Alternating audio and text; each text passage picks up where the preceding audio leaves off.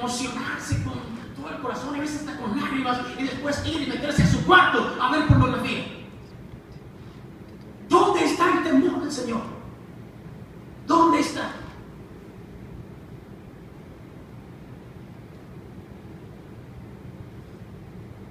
Hermano, cuando estamos delante de la presencia de Dios, nos damos cuenta de una cosa: somos polvo. Si le llevamos al Señor lo mejor del hombre, la filosofía, los edificios, los inventos, las grandes escuelas, los títulos, el Señor a todos les va a decir: polvo, son polvo.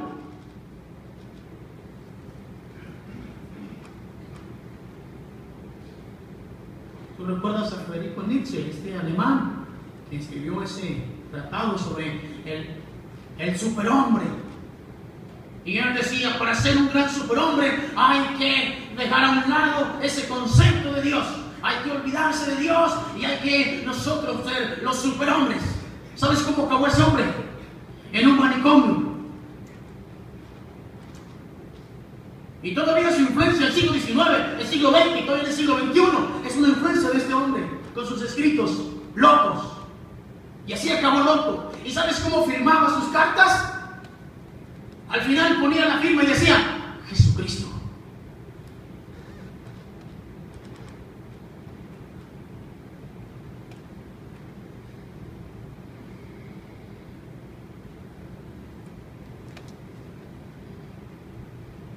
Hermano, tenemos que venir al Señor, tenemos que buscar a Dios, tenemos que volver a ver a Dios con temor y con reverencia. ¿Por qué? Porque el Señor, en el temor del Señor podemos ser guardados de Él mismo. Hay un fuego que está ahí. Isaías está ahí diciendo: ay de mí, porque soy hombre de labios inmundos, he visto al Señor, y también mi pueblo es un pueblo de labios inmundos, y no sé, ¿qué hago? Pero hermano, el Señor ahí está, y el Señor, hermanos, es un fuego consumidor, pero también es un fuego purificador. Dice que un ángel toma un carbón encendido de ahí del altar, posiblemente el altar de los perfumes, y lo trae a Isaías y toca en sus labios. Y entonces dice: ahora es quitada tu culpa y limpio tu pecado. Es una obra del Señor maravillosa que hace nosotros.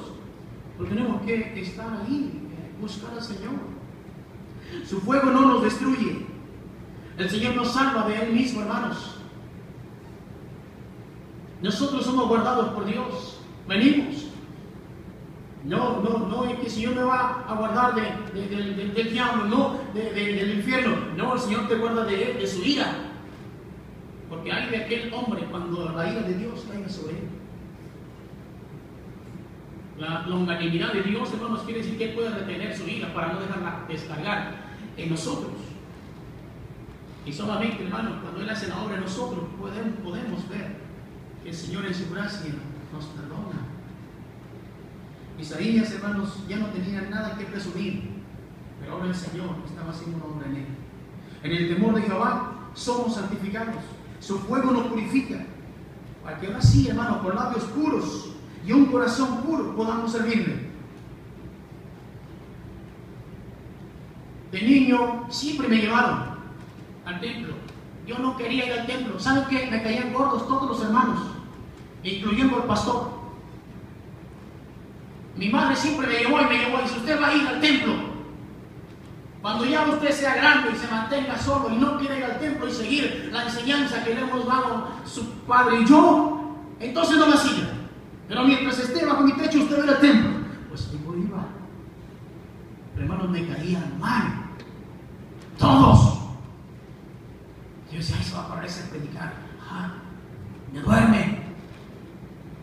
Yo crecí y decía: nada más que yo ya puedo trabajar, me voy de la casa. Y me fui de la casa. Me fui de la casa. Estudiaba la prepa y trabajaba en un taxi. Ahí aprendí, hermanos, la vida del mundo del taxi. No la metí, gracias a Dios. Pero ahí tuve oportunidad de muchachas. Se me subía gratis en el taxi. Tenía oportunidad de drogas. Los traileros que subían me regalaban paquetes de droga. Nunca lo acepté. Hasta homosexuales se subían al taxi. Siempre les dije que no, Siempre dije que no. Tres cosas. Yo vi la vida de los taxistas, de los hombres, todo lo que platicaban es sus grandes hazañas y sus amoríos. Yo no estaba en casa, dije, me fui, ya no voy al templo, ya no tengo papá ni mamá, yo solo mantengo, pago mi colegiatura en la prepa, aquí estoy bien. Pero hermano, el Señor empezó a trabajar conmigo. Yo pensé, ¿quién voy a ser? Yo no quiero ser como estos hombres, yo no quiero ser así. Y hermanos, empezó el Señor a poner y a inquietar mi corazón. Déjeme decir una cosa, yo ya había aceptado a Cristo y ya me había bautizado cuando estaba en la secundaria, cuando era un adolescente tiernito, ¿sí? Ya me había bautizado. Pero mi vida no había cambiado, hermanos. No había cambiado. Ojalá ustedes, cada vez que tengan esa experiencia de que Dios cambió su vida, lo tengan bien claro cuándo fue. Yo estaba solo en una vecindad entre la 12, entre la Hidalgo y la Juárez. Ya no está, no lo vayan a buscar, ya no rentan cuartos, ya no existe. Pero yo estaba ahí y un día, hermanos, en mi desesperación salí, era un joven. Salí y ¿saben qué le dije a Dios? Era como la 1 o las 2 de la madrugada. Toda la vecindad estaba dormida. Pero yo salí y le dije al Señor, con todo mi corazón, le dije, Señor, yo no sé si tú existes. Yo no sé si en verdad eres real. Mi padre y mi madre me enseñaron de ti. Pero si tú existes, ven y quita la amargura de mi corazón. Si tú eres real, ven y cámbiame. No puedo explicar, no puedo decir con claridad cómo fue que pasó, pero pasó. Yo odiaba a mis padres. En algún momento quise matar a mis padres. En esa hora y en ese momento, hermanos, el Señor vino a mí. ¿Y saben qué pasó? Todo ese amargura, coraje y odio ya no estaba. Ahí el Señor hizo algo en mi vida. Cambió mi vida. Le dije al Señor, te necesito. Cámbiame. Y hermanos, el Señor sacó todas las cosas que yo no podía sacar, que mi padre y mi madre nunca pudieron sacar. Pero también el Señor puso cosas que yo jamás pensé que podía poner. Me puso un deseo intenso de leer su palabra. Yo leía su palabra, hermanos, desde niño, en la escuela dominical, en todos, y nunca la entendía. Pero después de ese momento, hermano, parecía que la palabra de Dios se había hecho exclusivamente para mí. Esa Biblia se había escrito para mí. Pero el Señor también, hermanos, sabe que puso en mi corazón. Esto, tú tienes que ir y predicar mi nombre. ¿Sí? Y hermanos, entonces yo comencé a buscar y fui un amigo que hace poco murió y me ayudó en mi vida espiritual. Y dije, vamos, y regresemos. Y hermanos, regresamos ahí, donde hoy pastoreé por 20 años, 21 años, sin ahí. Y ahí regresamos. ¿Saben qué? No había jóvenes. Y yo empecé a buscar, hay unos adolescentes y todo, y dije, venga, vamos a juntarnos. Y los sacaban, vámonos a las casas y vamos a ir a predicar. Yo, hermanos, me daba miedo predicar, me daba miedo pararme al frente. Pero en esa noche el Señor cambió mi vida para siempre. Ahí quedó un Rodolfo y se levantó otro que yo no conocía. Y hermano, el Señor hizo algo en mi vida. Quitó las cosas que nadie podía quitar y puso las cosas que yo jamás imaginé que podía poner. Pero eso es algo que solamente el Señor pone en el corazón de aquellos hermanos que Él salva y llama. Y yo puedo decir, ahí fue mi salvación, ahí fue mi conversión, y ahí también, hermanos, fue mi llamamiento. Porque el Señor me puso claramente, te quiero para mí, y yo me asusté, dije no. Tardé como 7 años, y ya casado, dije a mi esposa, ya no puedo aguantar, el Señor me cierra y me cierra. Pero hermanos, allí fue ese momento.